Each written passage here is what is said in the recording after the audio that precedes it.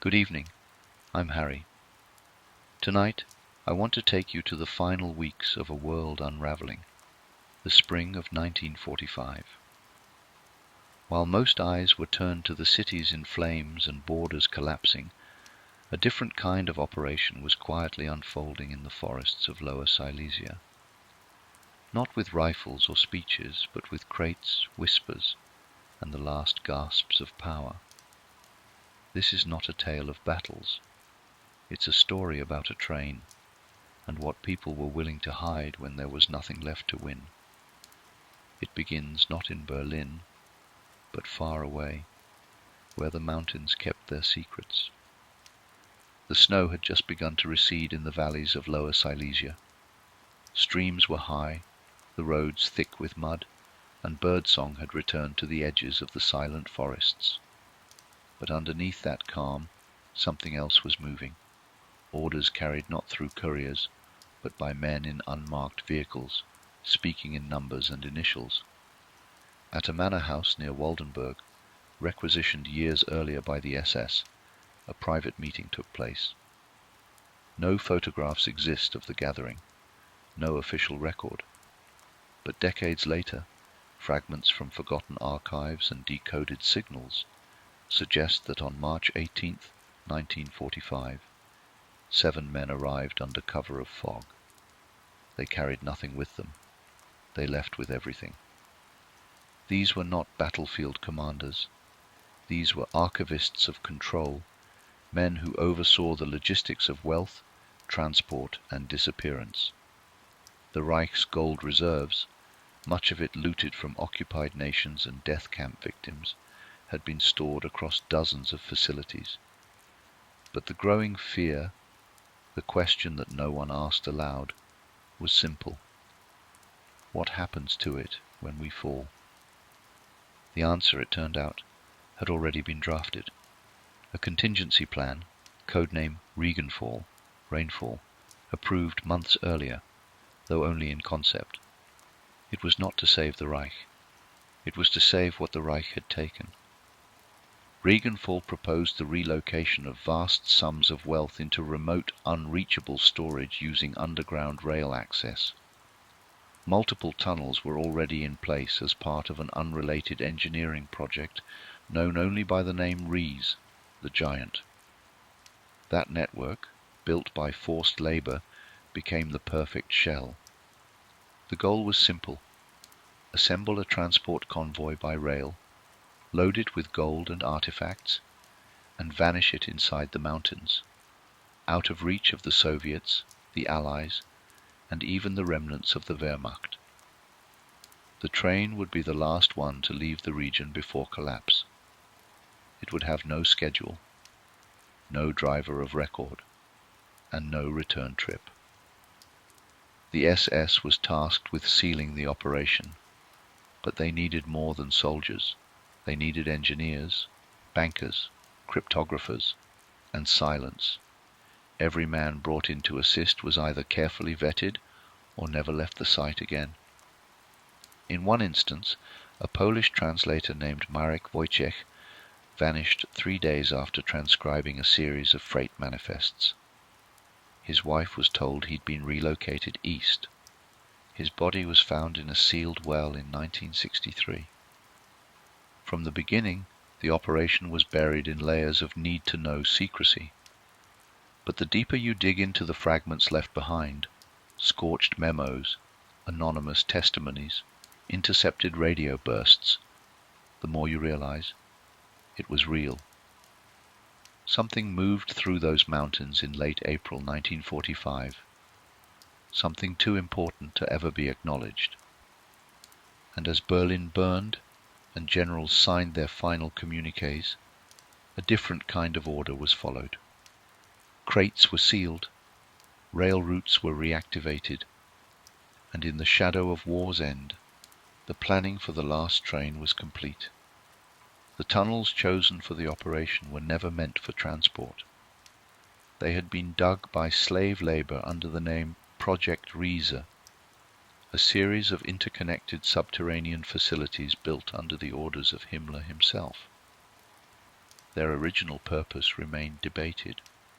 Some believed they were to house weapons manufacturing, others a hidden command center for a reich that imagined itself eternal. But in the spring of 1945, they gained a new purpose.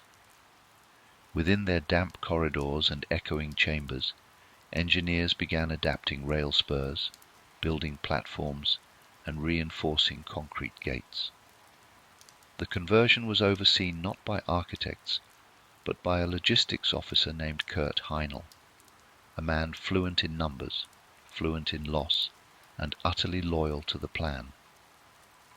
Heinl had once designed transport schedules for Reichsbank gold shipments to Switzerland. Now he measured tunnel diameters and calculated descent angles.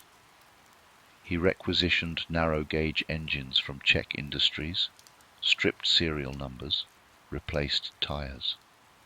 And all the while, a rumor traveled with him. This would be the last train.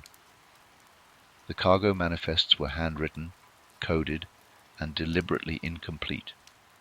They listed crate weights but not contents. Some crates were wooden, stamped with Reichsadler seals.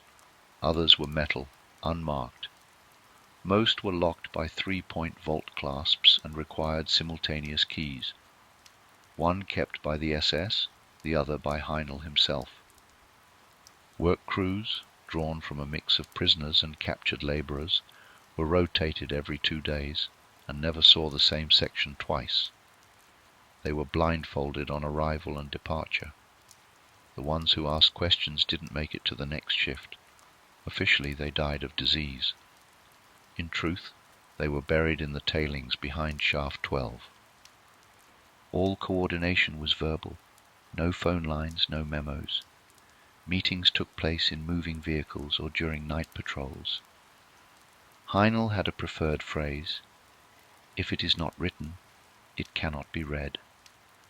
By late April, the tracks had been laid, the containers positioned, and the route tested, not once, but twice, using decoy trains with coal as ballast.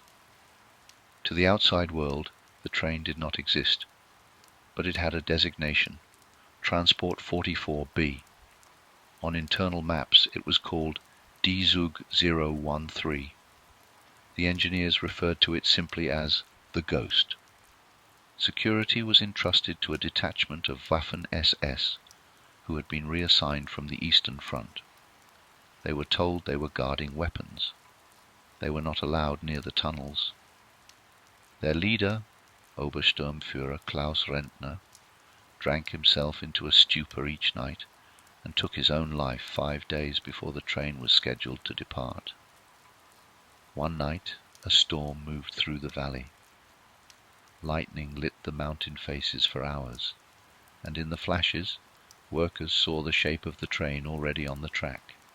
16 cars long, covered in tarps, silent as stone. The next morning no one spoke of it, but the entrances were sealed early that day, and from that moment forward, no one who entered the inner zone left again by daylight. Meanwhile, Heinl sat in a prefab structure 20 meters from the primary shaft. He kept a folder of names, not people, but stations, border crossings, forges, cities, all the places he had seen rise and fall as the Reich expanded and then began to crumble. He underlined 3 names, and then he burned the rest. Everything was ready. The last meeting was called for April 26th. 3 men attended. No notes were taken. One question was asked: "What if it's found?" The answer was a shrug. Then they stood, shook hands, and walked away. None of them would meet again. The departure window was tight. Intelligence suggested that Soviet armor was less than 130 kilometers from Waldenburg. The final convoy to reach the Owl Mountains was scheduled for the evening of April 27th. It would arrive under the cover of darkness and leave no trace in daylight. Rain fell in sheets that night. The roads were thick with mud. Headlights were covered in cloth, and drivers were forbidden from speaking aloud. One after another, trucks arrived at the forest clearing behind Shaft 12, unloading their cargo directly into the mouths of the tunnel platforms. Each box was lifted by hand. No manifests were kept. Every crate was numbered in chalk and then wiped once loaded.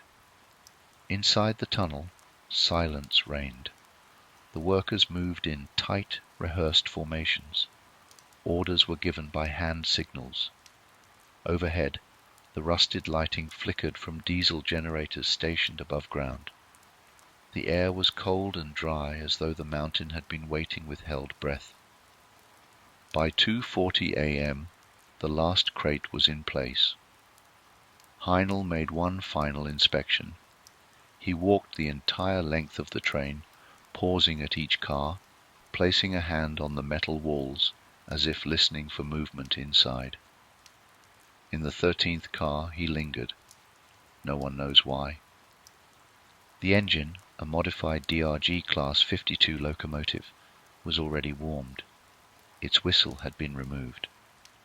The engineer, brought in from Prague 3 days earlier under false pretenses, never spoke to anyone.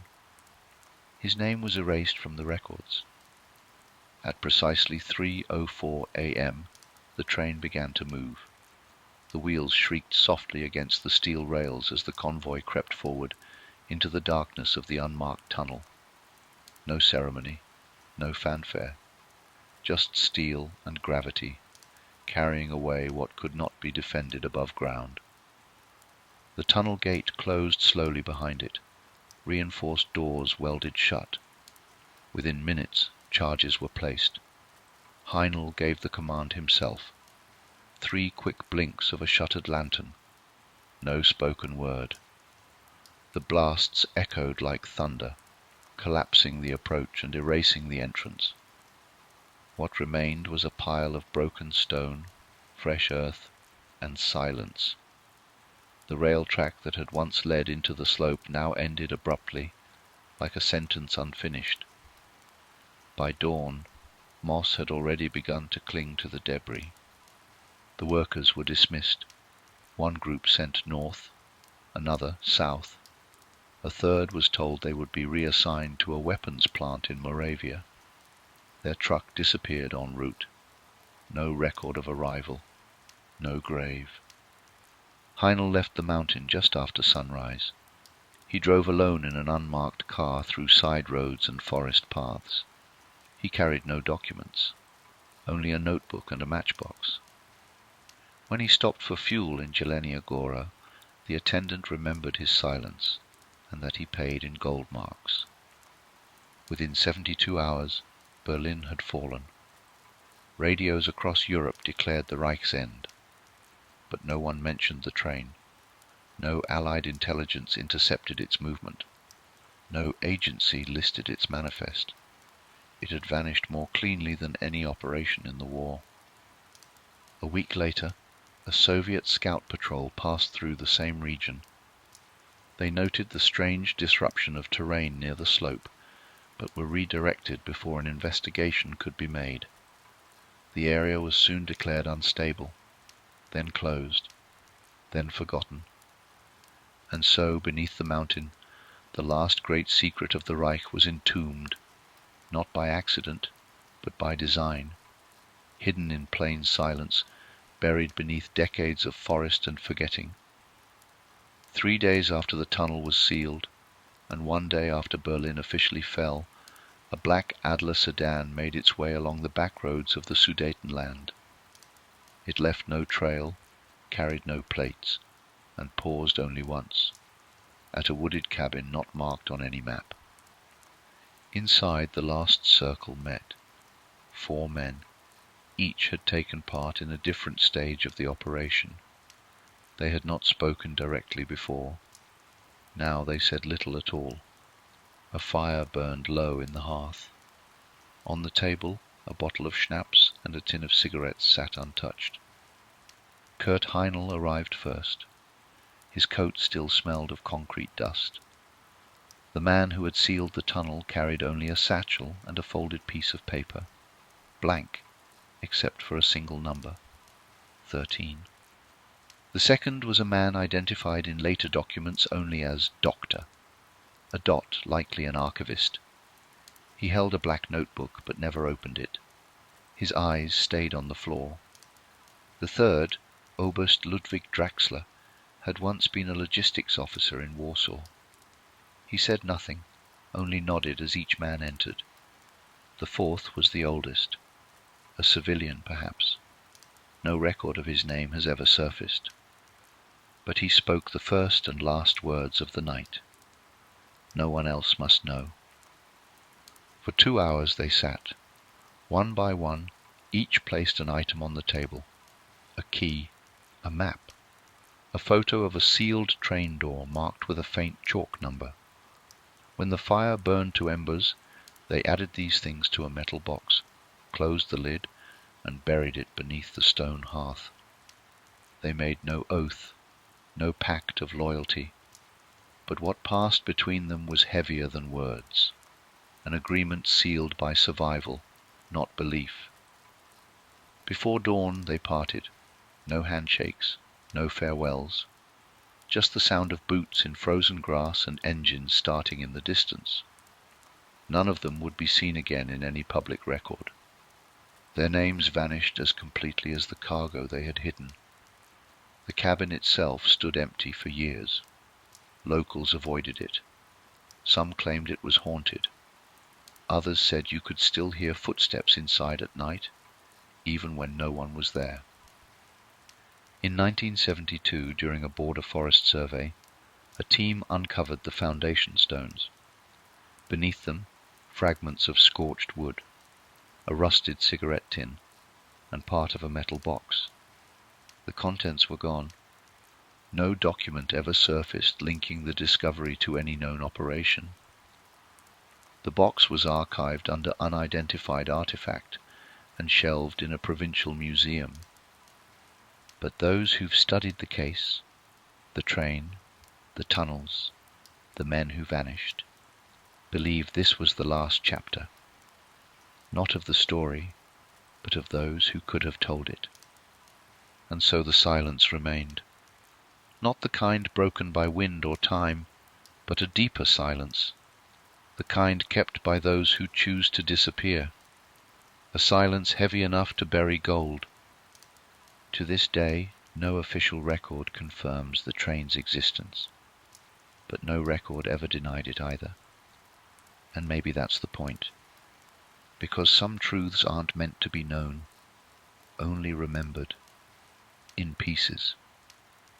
And in the forests of Lower Silesia, where moss grows over forgotten stone, some say you can still hear it on certain nights, the groan of metal far below, the echo of wheels turning where no track remains. The last train, still waiting, still hidden.